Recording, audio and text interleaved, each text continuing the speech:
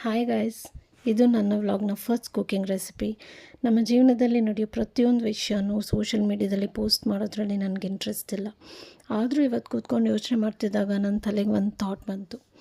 ಏನಂದರೆ, ಮದುವೆ ಆದಮೇಲೆ ನಾನು ಹೆಚ್ಚಾಗಿ ಕುಂಕುಮಾತಗಳು ಕೇಳಿರೋದು ಈ ಅಡುಗೆ ವಿಷಯದಲ್ಲೇ.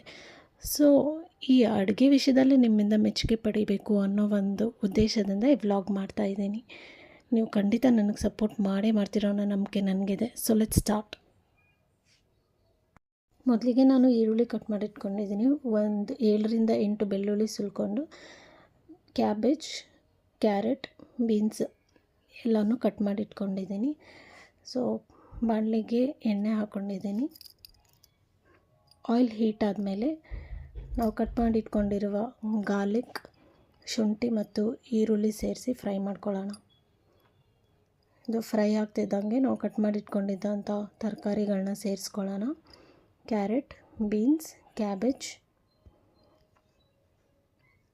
ನಿಮಗೆ ಇಷ್ಟ ಬಂದಂಥ ತರಕಾರಿಗಳನ್ನ ಸೇರಿಸ್ಕೋಬೋದು. ಸೊ ಈ ತರಕಾರಿ ಚೆನ್ನಾಗಿ ಫ್ರೈ ಆದಮೇಲೆ ನಾನು ಆಲ್ರೆಡಿ ಕುಕ್ ಮಾಡಿಟ್ಕೊಂಡಿದ್ದ ರೈಸ್ ಆ್ಯಡ್ ಮಾಡ್ತಾಯಿದ್ದೀನಿ. ಇದಕ್ಕೆ ಸ್ವಲ್ಪ chilli powder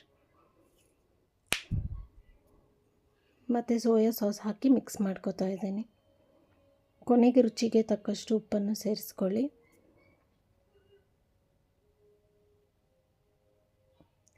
so fried rice ready ಆಗಿದೆ. ಹೋಪ್ ಈ ಸಿಂಪಲ್ ಆ್ಯಂಡ್ ಕ್ವಿಕ್ ರೆಸಿಪಿ ನಿಮಗೆ ಇಷ್ಟ ಆಗಿದೆ. ನೀವು ಕೂಡ ಟ್ರೈ ಮಾಡ್ತೀರಾ ಅಂತ. Thank you guys.